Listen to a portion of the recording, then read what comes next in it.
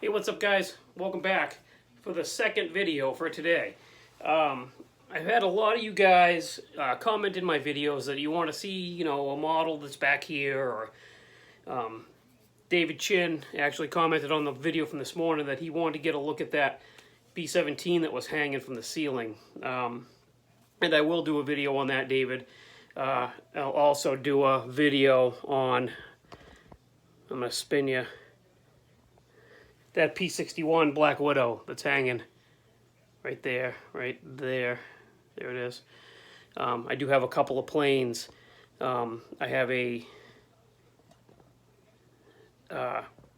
love of World War II planes. I have a couple. I have a Corsair that hangs here, and I have a Stuka dive bomber that hangs there, the Tank Buster. I'll show you guys those too. But I've had a couple of people want to see the red, white, and blue model that's usually on this shelf. It's one of those good from far but far from good models, and I've been hesitant to show it, but I'm gonna do it anyway. So because a couple of you have asked, this is I'm gonna start with showing you that model. Now the story behind that model is my cousin Chris, who I've talked about before. I've shown you guys some of his builds. Sorry, I gotta wiggle you a little bit.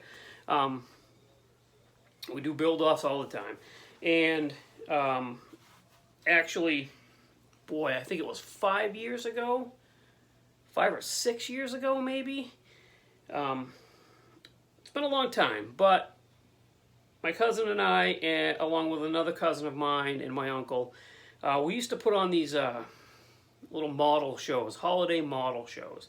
We'd do one at Thanksgiving, one at Christmas, and we would just basically drag a handful of models down to my uncle's house and set them up on the hood of his race car and show them off, basically, because we didn't have many model shows up here that we could go to.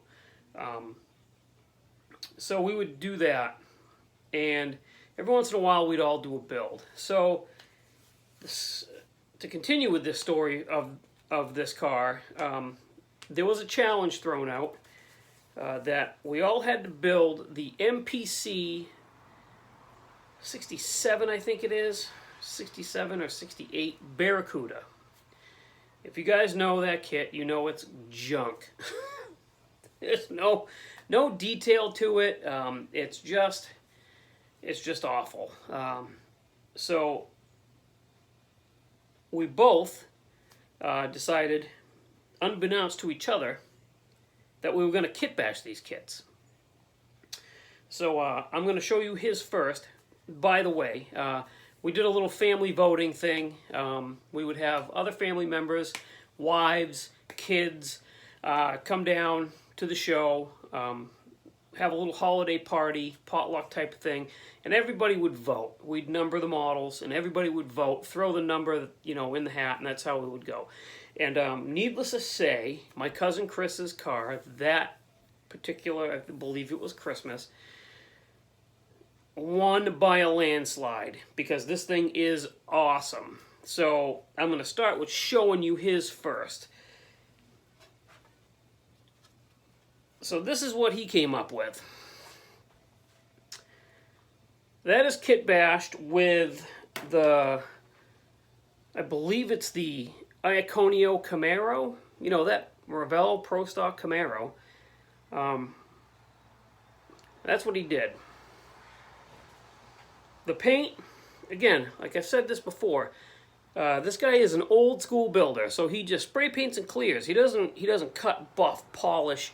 He doesn't paint in a paint booth. He doesn't worry about his paint jobs to the point like I do that I freak out over them and I end up stripping half of them because I don't think they look good.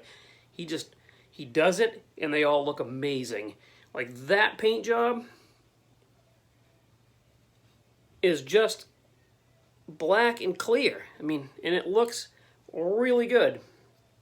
So that's the underside of it. As you can see, trim the chassis right down. Got it to fit in there. parachute, added the wing to it.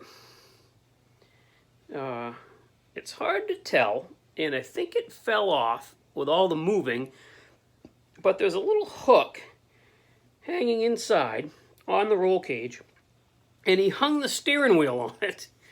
And I think it's laying on the seat.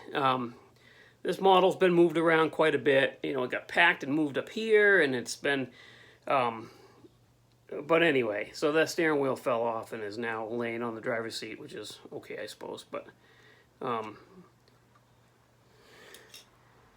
here's his engine detail, which is phenomenal.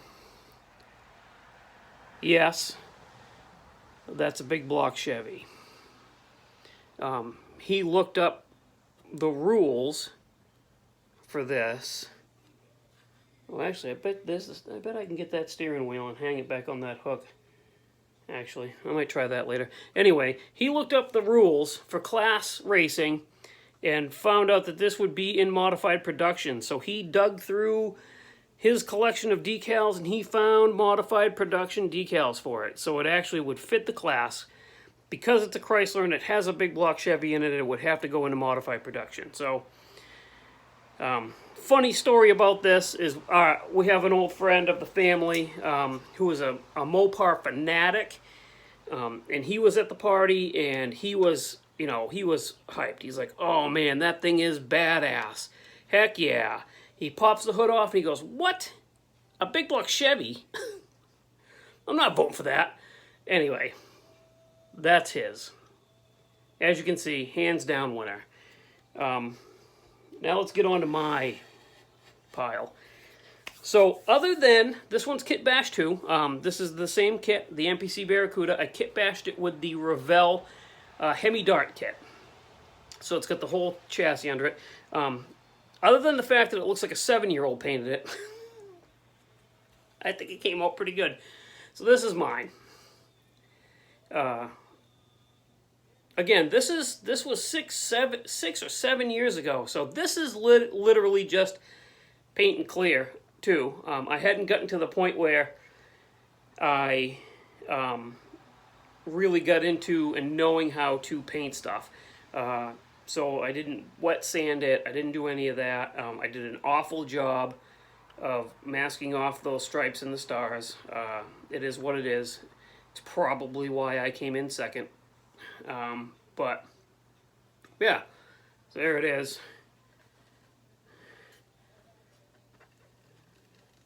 I thought that was a pretty cool idea for a paint job. This was way before, what's that car now? What's that Chevelle that all you guys like? I can't remember a fella's name, or a channel. Independent something, Chevelle. I don't know. Adjustable wrench garage or something like that. But anyway, so this predates that car, obviously, by a few years. I saw a paint job like this on a model, an old model online. I don't even remember what it was. It might have been the Chevy panel van gasser, but it was painted kind of like this, and that's what gave me the idea. So there's the chassis. That's the whole Dart chassis. Electric fuel pump, fuel filter. I ran a fuel line. I ran brake lines. I went all out on this one. I'm still lost. Story of my life. Anyway, the engine is the Hemi, and look at this. I just knocked the carburetor off that. I'll have to be real easy with that. So this is wired with a pre-wired distributor. I don't remember who made it. I got it from Model Roundup years and years and years ago, I believe. And there goes that carburetor. See, there's no editing here. I'll fix that after. Anyway, fuel lines, brake lines, the inside, if you can see it. It's kind of hard to see. There's a NOS bottle in the back. I made my own That's real metal from Hobby Lobby to cover the back. This is super stock. No, this wouldn't go in super stock. It's got nitrous on it. Wouldn't work. But anyways, there it is. You guys wanted to see it. There it is. Carburetor falling off of it and all. Now I gotta fix that. Dang it. Oh well. So, second video for this weekend. Thanks for watching again. I really appreciate it. If you want to see any more of the garbage that's on these shelves back here, I know I had somebody say they wanted to see all those funny cars. I will probably do one of those videos that I don't like to do where I'm talking to my hands, and I'll walk you through those because those are in a glass case for a reason.